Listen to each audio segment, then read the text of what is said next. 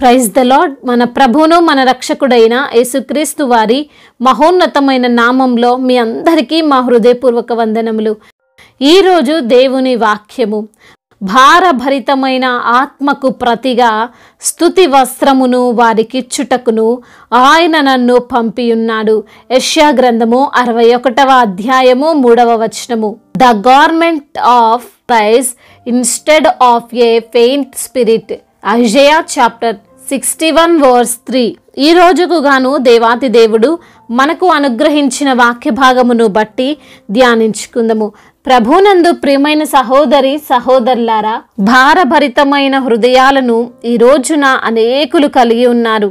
ఎప్పుడు చూసినా వారెప్పుడు ఏదో ఒక సమస్య వలన కన్నీటితో జీవించాల్సి వస్తుంది. దానికి కారణం వారు చేసిన తప్పులు పొరపాట్లు కాకపోవచ్చేమో, కానీ అపవాది వారిని భారభరితమైన ఆత్మ చేత ఆవరించడమే.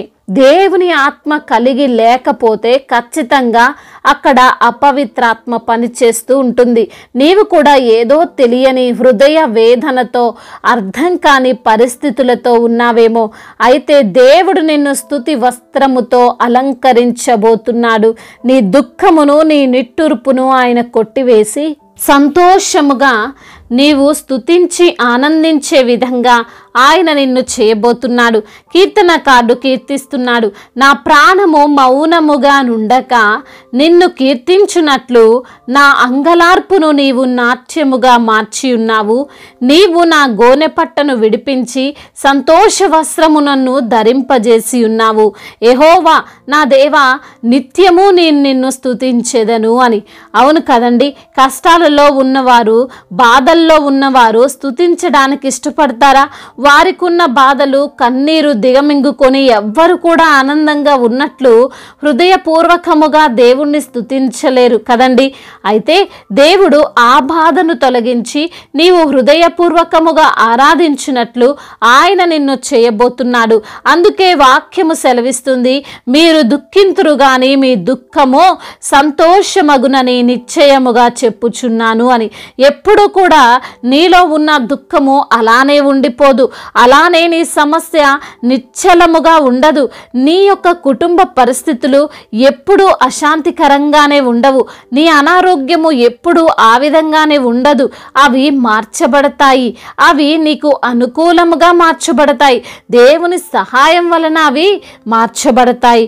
రూతు అనుకుంది, నా భర్తను కోల్పోయాను, నేను ఎప్పుడు ఇలానే ఉండాలి అని, ఇక నా జీవితంలో సంతోషం ఉండదు అని. కానీ ఏమైందండి, ధనవంతుడు మంచి మనస్సు గల బోయాజును దేవుడు ఆమెకు జతపరిచాడు.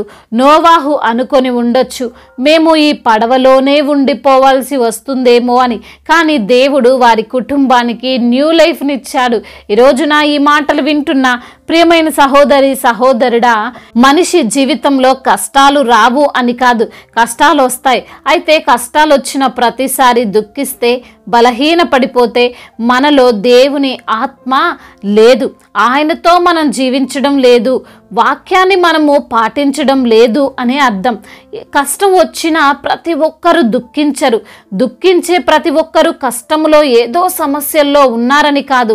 చూడండి, అన్ని విషయాల్లో మంచిగా ఉండి, మంచి జాబు, మంచి స్థితి, మంచి చదువు, కుటుంబము, అన్ని విషయాల్లో మంచిగా ఉండి ఏదో తెలియని అశాంతి చేత, భారభరితమైన హృదయము చేత బాధపడుతున్నవారు అనేకులు మన మధ్య ఉన్నారు. అయితే దానికి కారణం దేవుని వాక్యము వారిలో లేకపోవడమే. దేవుని వాక్యము వారి హృదయములో ఉంటే ఎటువంటి కఠిన పరిస్థితులు కూడా వారిని బాధ పెట్టలేవు. అపవాది ఎన్ని బలహీనపరిచే, బాధలు నింపే ఆత్మలను పంపినా వారిని ఏమి చేయలేవు.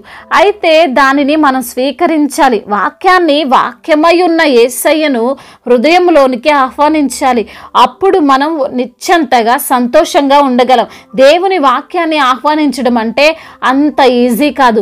లేఖనములు సెలవిస్తున్నాయి, నీవు నీతిని ప్రేమించి భక్తిహీనతను ద్వేషించుచున్నావు. కావున దేవుడు నీ దేవుడే చెలికాండ్ర కంటే హెచ్చించున్నట్లుగా నిన్ను ఆనంద తైలముతో అభిషేకించి ఉన్నాడు అని.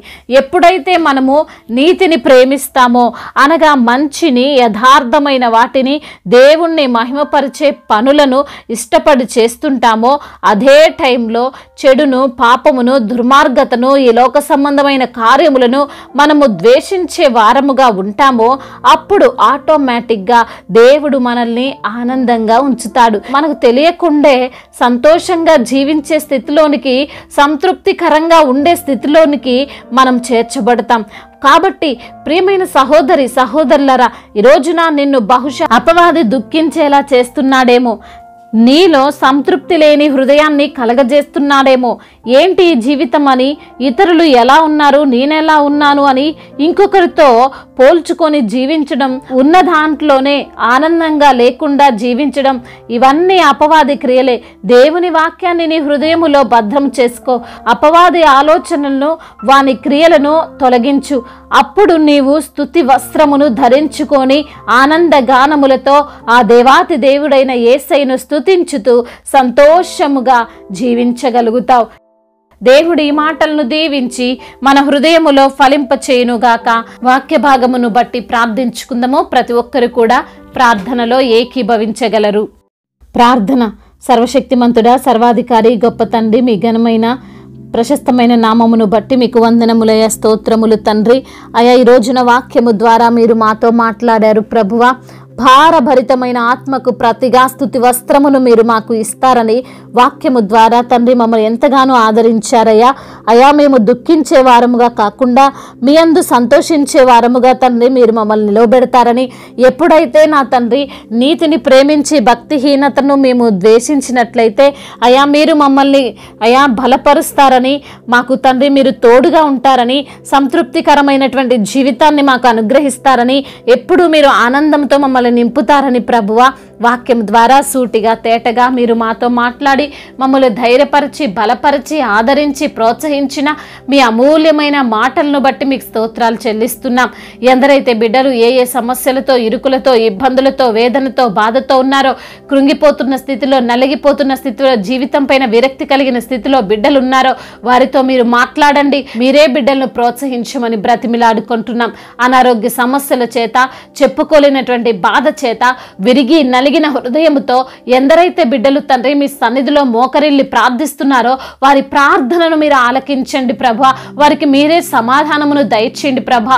అరికాలు మొదలుకొని నడినెత్తిన వరకు మీ యొక్క రక్తాన్ని బిడ్డలపైన ప్రోక్షించి సంపూర్ణ ఆరోగ్యవంతులుగా వారిని మీరు నిలవబెట్టండి. ఆర్థిక సమస్యలను కొట్టివేయండి అయ్యా. ఎక్కడైతే వారు అప్పు తీర్చుకున్నారో ప్రభా, మరలా అప్పు తీర్చుకునేటువంటి సామర్థ్యమును, ఆ శక్తిని, ఆ యొక్క బలాన్ని, ఆ జ్ఞానాన్ని వారికి మీరే అనుగ్రహించమని వేడుకుంటున్నాం. అదేవిధంగా కుటుంబ సమస్యలు, కుటుంబ కలహాలు, భార్యాభర్తల మధ్య విభేదాలు, అన్నదమ్ముల మధ్య విభేదాలు, అక్కతమ్ముల మధ్య విభేదాలు, వీటన్నిటి నుంచి విడుదల దయచేయండి అయా. మీ వైపు చూసేటువంటి మనస్సు ప్రతి బిడ్డకు మీరు అనుగ్రహించండి. ఆస్తి తగాదాల నుండి విడుదల దయచేయండి. అదేవిధంగా ఉద్యోగ సమస్యలను కొట్టివేయండి ప్రభా. అయా, ఎందరైతే బిడ్డలు కాంపిటేటివ్ ఎగ్జామ్స్ రాస్తున్నారో, మరి తండ్రి ప్రైవేట్ జాబ్ కొరకు ఎదురు చూస్తున్నారో మీరే సహాయం చేయండి నా తండ్రి. అయా, వారు అనుకున్నటువంటి స్థితిలోనికి బిడ్డలను మీరే చేర్చమని బ్రతిమిలాడుకుంటున్నాం ప్రభువా.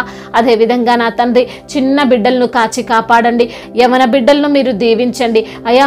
ఏ పాపము వారిని ప్రేరేపించకుండా మీ యొక్క వాక్యముతో వారిని నడిపించమని బ్రతిమిలాడుకుంటున్నాం. ఎందరైతే బిడ్డలు ప్రభా సొంత గృహము లేక బాధపడుతున్నారో వారికి సొంత గృహాన్ని దయచేయండి. ఎందరైతే బిడ్డలు పెన్షన్ రాక బాధపడుతున్నారో వారికి పెన్షన్ దయచేయండి.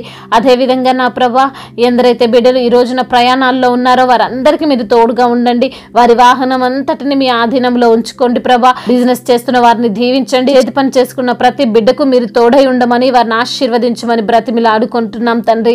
అదేవిధంగా కోర్టు సమస్యలు, ల్యాండ్ సమస్యల నుంచి బిడ్డలకు విడుదల దయచేయమని బ్రతిమిలాడుకుంటున్నాం. అధికారులకు మీరు తోడుగా ఉండండి. అధికారులందరూ కూడా రక్షణ పొందుకొని అయా మీ యొక్క ప్రేమను తెలుసుకునే భాగ్యం వారికి దయచేయండి. మా భారతదేశమును, తెలుగు రాష్ట్రాలను దీవించండి అయ్యా. వారిని మీరు ఆశీర్వదించమని బ్రతిమిలాడుకుంటున్నాం తండ్రి. ఇతర దేశాల్లో ఉంటున్న ప్రతి బిడ్డ నిమిత్తం ప్రార్థిస్తున్నాం వేడుకుంటున్నాం తండ్రి. మీరే ప్రతి బిడ్డకు తోడై ఉండండి. వారికి ఉన్న ఇరుకులో తండ్రి విశాలతను మీరు కలగజేయండి నా ప్రభువ. అయ్యా మరి తండ్రి అయ్యా ఎందరైతే బిడ్డలు ప్రభా ఇంకా తండ్రి చెప్పుకోలేనటువంటి బాధతో విరిగి నలిగిన హృదయముతో అయా కన్నీరు కారుస్తూ తండ్రి భారమైనటువంటి ఆత్మతో వారు అయా మీకు మొరపెడుతుండగా తండ్రి ఆ యొక్క మొరను మీరు ఆలకించమని సమాధానమును దయచేయమని బ్రతిమిలాడుకుంటూ దైవ సేవకులందరికీ మీరు తోడుగా ఉండమని సువార్థికులందరినీ మీరు బలపరచమని తండ్రి ఇంతవరకు చేసిన ప్రార్థన అంతటిని మీ పాద సన్నిధిన చేర్చుకోమని నజరేయుడైన యేసుక్రీస్తు వారి మహిమగల నామంలో ఈ ప్రార్థనను అడిగి వేడుకొని పొందుకొని ఉన్నాము మా ప్రియ పరలోకపు తండ్రి. ఆమెన్. ఈరోజు పెళ్లి రోజు మరియు పుట్టినరోజు జరుపుకుంటున్న వారందరినీ దేవుడు దీవించి సకల మేలులతో సకల ఆశీర్వాదములతో కృపాక్షేమములతో శాంతి సమాధానముతో దేవుడు మిమ్మల్ని నింపునుగాక. మీ యొక్క ప్రార్థన అవసరతలను మాకు తెలియజేయగలరు. మీ కొరకు మేము తప్పక ప్రార్థిస్తాము. మొదటిసారిగా మన యొక్క ఆదరణ వాక్యం చూస్తున్నట్లయితే తప్పకుండా సబ్స్క్రైబ్ చేసుకోగలరు. ఈ వాక్యం మీకు ఆశీర్వాదకరంగా ఉండినట్లయితే అనేకులకు కూడా ఈ వాక్యాన్ని పంపి మీరు కూడా దేవుని యొక్క రాజ్య సువార్తలో పాలిభాగస్తులు కావాలని దేవుని పేరట మనవి చేసుకుంటున్నాను. May God bless you all. దేవుడు మిమ్మల్ని దీవించి బలపరిచి స్థిరపరచునుగాక.